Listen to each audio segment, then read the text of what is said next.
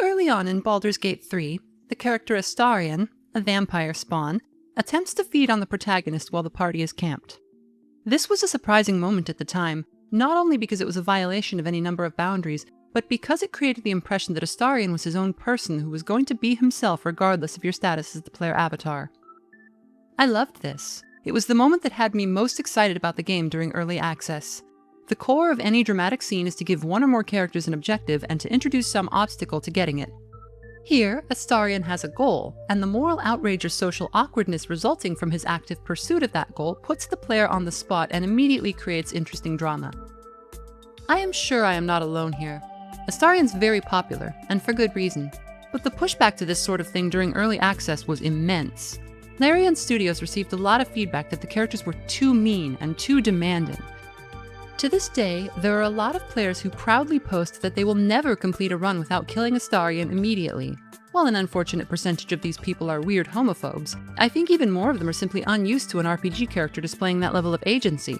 They're almost reacting as they would if their cell phone suddenly sprouted legs and tried to run away. I'll avoid major spoilers for Astarion's side story, but in the broadest sense, it's about confronting his past and deciding what to do with the dark legacy he never chose. It is excellent stuff, except that at no point does he ever display that initial level of agency again. Unless you have somehow tanked your approval rating, and there's no reason that would happen on a normal playthrough, he chooses whatever you suggest he should choose pretty much without any resistance. This is a massive wasted opportunity, especially if you're romancing the guy. Moments like these, where a man is torn between love and power, are the foundation of gothic horror, and he's a goddamn vampire!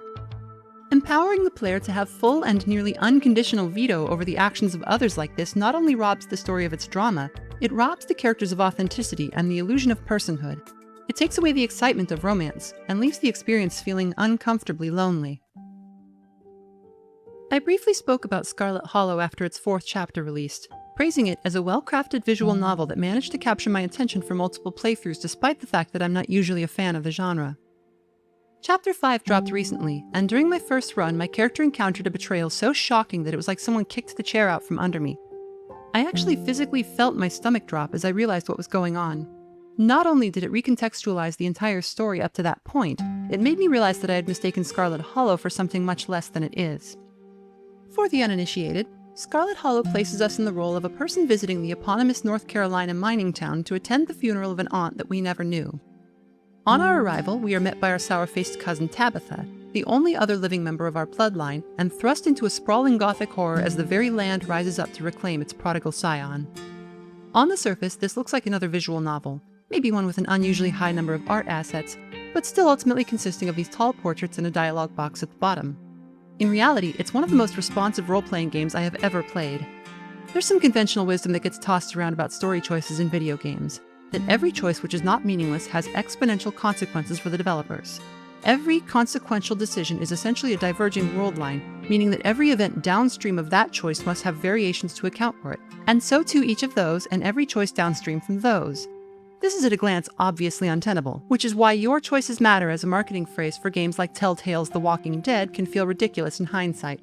How could they? To a degree, this is something most players accept, but Scarlet Hollow came along and accomplished what previously felt impossible. I reached out to Tony and Abby, the power couple behind Black Tabby Games, to ask about their process and how all of this came together, and they were kind enough to indulge me. Quoting Tony here, Scarlet Hollow started from a position of cautious naivete. We were aware of how easily a branching narrative could spiral out of control, but also found ourselves disappointed and frustrated by how rarely games seemed to even try to tame the beast of player agency. One of the reasons we chose to make Scarlet Hollow as a visual novel was this idea that if we cut out all of these bells and whistles you see in other narrative games, animation, minigames, quick-time events, voice acting, we could put all of our focus on agency, exploration, and art. In other words, we were tackling a true branching narrative and its technical baggage as the core unit of interaction in the game. Tabitha is not nice. She does not want to like us. Unless we start with one of a few specific traits, it is difficult to get anything out of her on the first day, no matter what we say. In most games, these dialogue options would be just to establish her character or give us some exposition, or maybe even a chance to express who our character is. That's all true here, but something else is happening too. We're being judged. Each character, and in some cases the wider world, tracks our decisions pretty much all the time in ways that aren't immediately clear. A lot of the dialogue options here will trigger a negative response from Tabitha, and if we just blindly mash every single one in an attempt to milk all the content from the scene, her first impression of us will be that we have zero tact and never shut up. This is the South, and Tabby's old money. Tact is the sharpest sword we've got. We can sometimes gauge characters' reactions to our choices by their expression. This is helpful for feeling people out, and something to consider is that the game isn't just tracking whether Tabitha likes us or not here. Her expressions are a further clue. It's easy to spot when she's surprised or shocked, or when she sees right through our smarm. These opinions are not part of a bidirectional approval rating like you see in most games. They're complex and formed not from single critical decisions, but in aggregate over time. This way, at times when these opinions are checked, characters usually aren't basing their responses around one single thing we said, but on a much more holistic impression that we have left. This is the first part of the game's magic. There's a very strong sense that the characters know who we are. Moreover, we aren't assured a positive outcome just because we've made a good impression. It's all down to who we're dealing with and what the situation is. A given character might not be a fan of a big fearless musclehead most of the time, but that's exactly who they might turn to if they lose their nerve in a dangerous situation.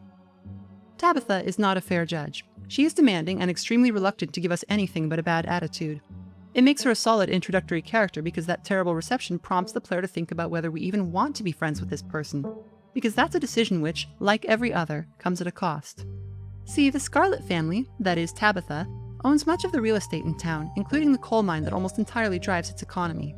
Times are hard and Tabby is certainly not living in luxury, but the workers aren't exactly pleased with conditions at the mine.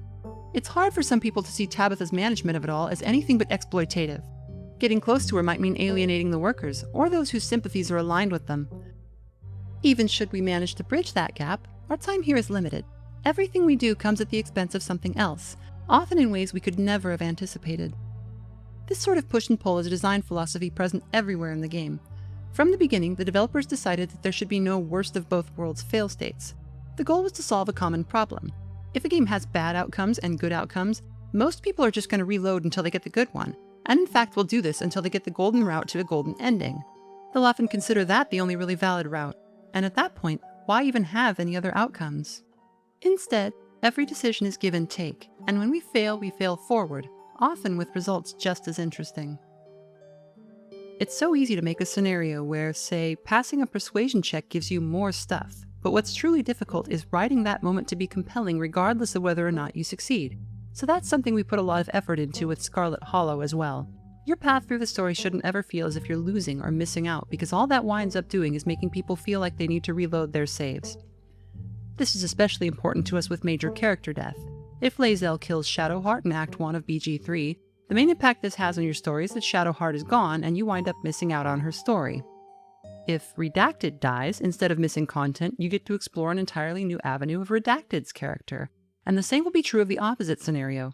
You might wind up with more or less content depending on your decisions, but we actively try to avoid letting the game feel empty because a character dies. This was all certainly evident in the first 4 chapters, but it wasn't until I reached the 5th that I really got to see how brilliantly this all came together. There's a pivotal encounter here that I would liken to the meeting with Everard Clare in Disco Elysium. It even prominently features an uncomfortable chair. It's a conversation that can be likened to a boss battle. In the midst of an investigation, armed with only what facts we've been able to piece together and the impression we've made on people during our visit, we have to navigate an extremely delicate situation in order to avoid a pretty dire fate. I went in having done right by a lot of people at great personal expense. I knew enough to understand what was at stake, and I had, so I thought, made some good friends in town. All of that went out the window in an instant because I was betrayed by someone I thought I could trust. It brought my character to her lowest point, and that was saying something. I had lost my biggest allies, but I was riveted because the story didn't just go on without them, it pivoted. Suddenly, I was on the run, and someone I hadn't been close to before needed my help. Their dilemma was so much like mine, and I realized I had a shot at saving someone the way I wished someone had saved me. Now that's a story. My arc progressed from bystander to victim to survivor to hero, something that would never have happened had I not been delivered that huge loss. Hitting rock bottom is a familiar plot beat in other media, but for some reason it feels so rare in games, especially in situations like this, where it's just one way that a branching narrative could have gone. I think there's a reluctance, as well as a writing challenge, in making sure that it never feels too unfair. There's a tightrope to walk, and that tightrope also isn't going to be walkable for every player, especially considering there's a lot of external context involved for, say, a character like Redacted choosing to betray the main character. I think there's a tendency in a game so driven by choice to think that the player's choices alone should drive action, while we prefer for the world to feel like it's reacting to your presence and the effect you have on the narrative, like the characters themselves are able to make choices, just as easily as the main character. And you just have to tank the handful of people who will be upset with being unable to control every event of the story to optimize for the correct course of action. Because that's not the kind of game we set out to make, considering that having a correct course of action means that there's a right answer. This means players will limit themselves to seeing this as a game that can be won rather than a complicated three-dimensional story to be explored, and any bad thing that happens becomes punishment rather than further exploration. I'd very much like to see more games take this sort of approach, one where NPCs are fully realized characters that are partially shaped by player actions and partially shaped by the world around them. But there's definitely a struggle with realizing that in an end product. I think we're stuck in a bit of a feedback loop as a medium, where people who have grown up playing games, especially RPGs, have gotten so used to their party members bending the knee that it's a visceral, jarring experience when that isn't the case. And then that jarring experience leads to angry feedback, and that angry feedback leads to more characters who just do whatever the main character wants, which means that the next time a game tries to introduce real intra-party friction, a vocal section of the audience gets angry again, and so it goes. There's this need for immediate catharsis whenever something bad happens in a game that I feel has only grown stronger over the years. The really wild part was coming back to this point on a second playthrough, where things were very different. Often, when shuffling a branching narrative around, writers need to play fast and loose with character motivations or arbitrarily change up the actions they take. Not so here. Instead, my actions produced a different outcome which only made the motivation for the betrayal in my first run more clear. It gave me new angles from which to better understand the story and the characters involved. It's a really impressive feat of writing to keep things consistent like that. I started the video by griping about video game romance, and I am far from done. Cyberpunk 2077 is a game that is basically perfect except when it's busy tripping over its own Mr. Stud. It follows the adventures of V, a criminal lowlife who gets embroiled in a vast conspiracy. During this adventure, they spend a lot of time with two men, Johnny Silverhand, an AI construct played by Keanu Reeves doing his best Clint Eastwood, and Goro Takemura, an elite corporate agent gone rogue in an attempt to clean up the mess that V and his former employer have made. Both characters start in a somewhat adversarial role. In life, Johnny was a narcissistic terrorist, and now, against his will, he is taking over and destroying V's mind. Takemura is a Japanese nationalist who despises V for, among a lot of other things, being a lowlife who robbed his company of a priceless piece of tech and then broke it. These men are forced to work with V in order to put things right, but they still maintain and pursue their own agendas regardless of what the player might prefer. In spite of all this, they can, depending on how things shake out, become good friends with V. And that's it. They're Panam and Judy and they're fine, but if V wants to date a male character, their options are Carrie Eurodyne and River Ward. Carrie's story is fairly interesting as he's really in love with the ghost of his dead friend that's colonizing V's brain, so I'll give that a pass as it's an interesting idea.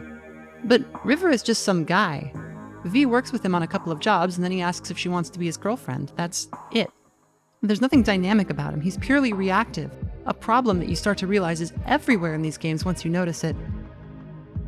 The only time he really does his own thing is if you decide to stop helping him, which causes him to immediately either go to prison or die off-screen. There is no reason this character should have been boring. He's a cop, V's a criminal. There are any number of ways this could have been used to give either party leverage or create conflict in pursuing their own goals that would give a romantic subplot, or even a platonic one, the juice it needed to make the player really care about it turning out one way or the other.